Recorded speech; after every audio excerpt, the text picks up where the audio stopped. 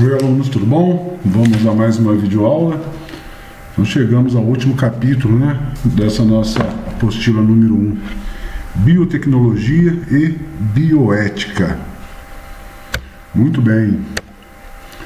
Ninguém poderia supor, quando em 1953 desvendaram a estrutura molecular do DNA, que em 1997 nasceria a ovelha Dolly, o primeiro clone de um mamífero, ou ainda que, no século XXI, o projeto Genoma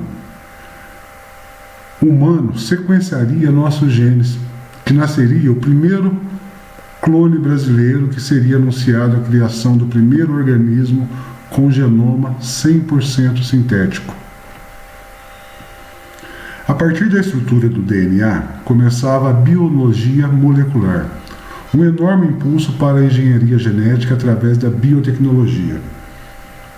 Em 1953, o cientista britânico Francis Crick, falecido em 2004, o americano James Watson e o neozelandês Maurice Wilkins, também falecido em 2004, compreenderam a estrutura espacial da molécula de DNA, o ácido desoxirribonucleico, material que forma nossos genes, isto é, nosso material hereditário, onde estão codificadas nossas características hereditárias e de todas as espécies que vivem no planeta.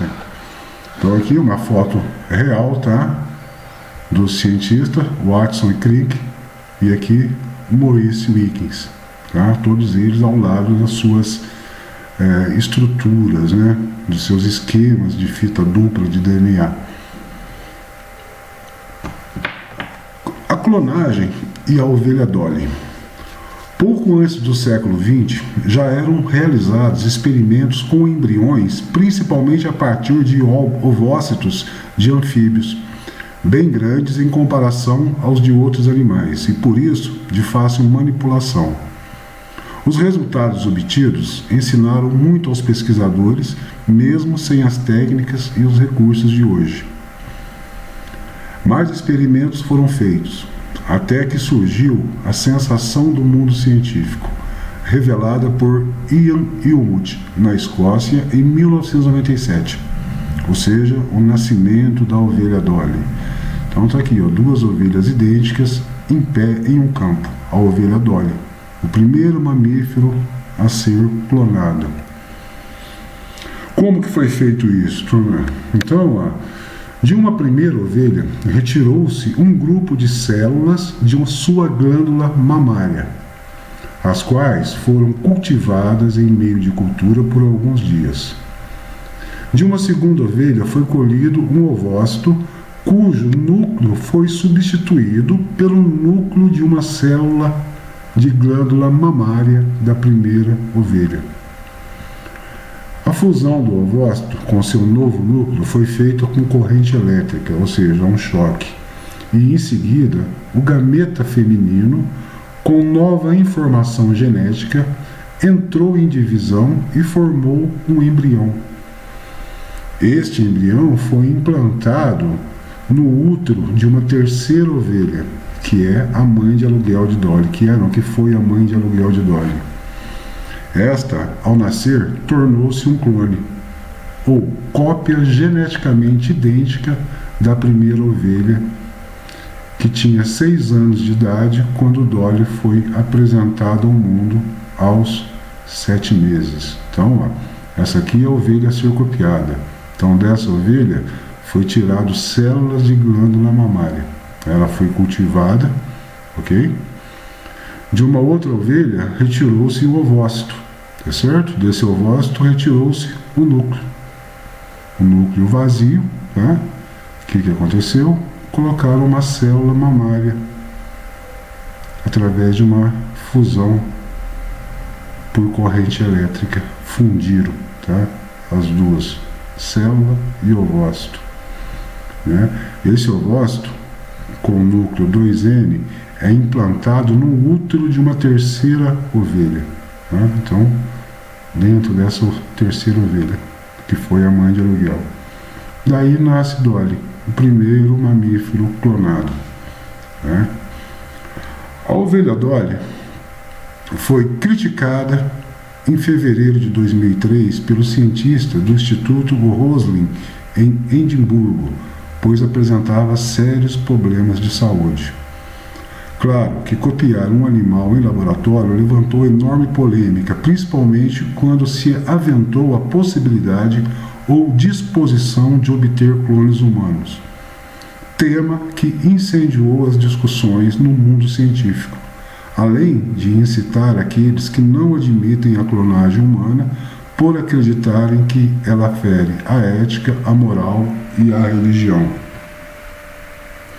Todavia, cabe lembrar que todo organismo resulta da interação de sua carga genética com o ambiente, tá?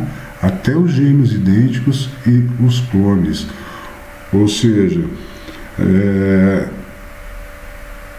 a personalidade, né, o caráter de um indivíduo, tá? Ele é formado de acordo com o meio em que ele é criado, com que ele vive. Tá? Isso aqui, personalidade e caráter, tá? Não são herdadas geneticamente. Tá?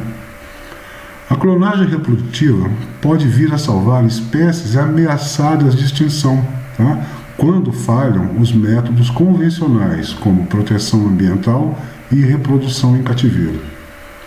Os cientistas esperam clonar espécies quase extintas, produzindo cópias vivas a partir de um banco de DNA que poderia armazenar a biodiversidade do planeta. Já a clonagem terapêutica tem o objetivo de clonar células, tecidos para tratar ou curar doenças. Devemos lembrar que esse tipo de clonagem esbarra em questões éticas, porque algumas técnicas envolvem a utilização de embriões. Novas técnicas, turminha. A manipulação aprimorada do material genético permitiu que, em busca de aperfeiçoamento genético, o DNA de animais ou plantas recebesse genes estrangeiros.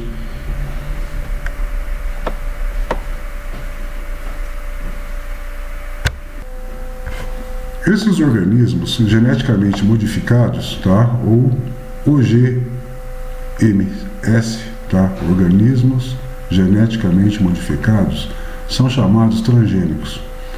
Um exemplo conhecido são as bactérias que receberam genes humanos e passaram a sintetizar insulina pancreática ou hormônio de crescimento da hipófise, tá? Que pode vir a ser utilizada muito bem, né, no combate ao diabetes. Um gene de uma bactéria responsável pela síntese de uma toxina que mata lagartas foi colocada no milho, tá? Lá nos genes do milho, na semente do milho, que passou a produzir a toxina contra pragas, dispensando o uso de inseticidas. Essas mudanças, que podem ser feitas por manipulação do material genético de um organismo, tornando-o mais resistente, como no caso da soja plantada em alguns estados brasileiros, ainda causam muita polêmica, se bem que muitos países já possuem lavouras transgênicas, principalmente de soja, milho, batata, algodão e outros. No Brasil também já tem, tá? Muitas lavouras transgênicas. Os mais cautelosos afirmam que a liberação de alimentos transgênicos para o mercado depende de um largo estudo do impacto ambiental, pois existe o risco, segundo os opositores dos transgênicos, de surgir uma superpraga resistente. Células indiferenciadas. Presta atenção nisso aqui. O que são células indiferenciadas? Ainda jovens, tá? Obtidas da medula óssea dos adultos ou de embriões. Tá? Essas células indiferenciadas, elas têm a capacidade de se transformar em células nervosas, musculares, cardíacas, ósseas e etc. Enfim, em qualquer tipo de tecido do corpo humano ou em qualquer órgão, tá? Para substituir células com lesões. São as conhecidas células-tronco. No Rio de Janeiro, células-troncos, extraídas da medula óssea, foram implantadas no coração de pacientes, regenerando o músculo cardíaco e criando novos vasos sanguíneos, evitando inclusive o transplante daquele órgão em alguns dos pacientes. Ardorosos defensores da bioética e líderes religiosos condenam a criação de embriões e sua destruição para a retirada de células-tronco. Por isso, em vários países, a manipulação genética é proibida.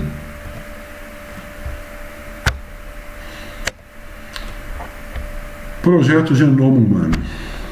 Em 2001, foram anunciadas as primeiras análises do sequenciamento dos genes da espécie humana. Estudo que começou em meados de 1990. Foi finalizado em 2003, 2 anos antes do previsto. Essa data concluiu com o aniversário de 50 anos da publicação do trabalho de Watson e Crick sobre a estrutura do DNA. O genoma carrega todas as informações do conjunto que cada pessoa será após o seu desenvolvimento em interação com o meio ambiente, armazenadas na linguagem do alfabeto de 4 letras do DNA, o ácido desoxirribonucleico, que é o material genético de todos os seres vivos do planeta. Essas 4 letras são as iniciais de 4 bases nitrogenadas: adenina, timina, guanina e citosina, que se repetem e se alternam. As 4 bases sempre estão associadas assim, dessa forma, ó. A adenina sempre vai estar com a timina e a guanina sempre com a citosina ou citocina, tá? Alguns falam citocina. A sequência dessas bases determina todas as proteínas das quais são formados todos os seres vivos, como eles funcionam. Qualquer erro na associação dessas bases determina a fabricação de uma ou mais proteínas defeituosas ou provoca a falta de alguma substância essencial para o funcionamento do organismo. E esse erro é chamado de mutação. Na espécie humana, encontramos 3,1 bilhões de bases distribuídas em 30 a 50 ml, em 30 a 50 mil genes, Um gene, ou cistron, é o segmento de DNA com certo número de bases nitrogenadas. Em meados de fevereiro de 2001, no mundo todo foi noticiado um mapeamento do código genético, com todas as instruções de fabricação e funcionamento de um ser humano. Tá? Então aqui nós temos, nós temos uma cadeia de nucleotídeos, tá? Ela sozinha, correto? Aqui nós temos já 2 cadeias, tá? Pareadas no plano, e aqui a dupla hélice. Tá? Aqui também uma dupla hélice. Então presta atenção aqui, ó, no índice. O P é fosfato, tá certo? E a letra D é o desoxirribose, ou seja, açúcar. E as bases nitrogenadas? O A é adenina, o C a citosina, o T a timina e o G a guanina, correto? Então essa base aqui está sozinha, tá? Então nós temos aqui, ó, um T, um G, T, aqui um C, um A e um G. Então quem que vai se juntar ao T? Quem que vai se juntar à timina? Vai ser a adenina. Quem vai se juntar à guanina? Vai ser a citosina.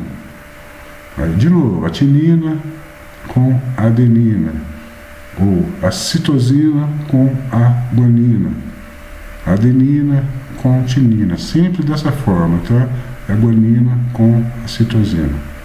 E assim são formadas as bases nitrogenadas. Então esse verdadeiro manual de informações a respeito de cada espécie é o genoma, um registro químico de todas as características de um organismo, codificadas por meio de um alfabeto de apenas 4 letras, que são as bases nitrogenadas. Nas combinações dessas 4 letras ou bases estão impressas as sequências de como os aminoácidos devem estar dispostos para formar milhares de diferentes moléculas de proteínas.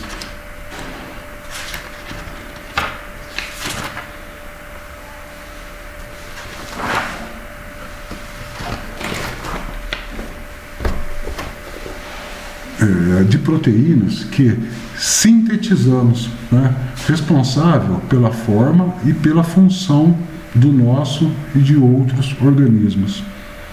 As individualidades gênicas de um organismo são definidas pelas suas proteínas, tanto que o proteoma, ou o conjunto das proteínas de uma espécie, é o tema central de um grandioso projeto que já começou, tá? O sequenciamento das proteínas. O conhecimento detalhado do genoma humano permitirá, segundo os cientistas, o desenvolvimento de testes e diagnósticos precoces e, inclusive, a criação de medicamentos específicos e até personalizados para cada indivíduo. Bom, turma, então, essa foi nosso último capítulo, tá? Biotecnologia e bioética. Até a próxima semana. Um abraço a todos.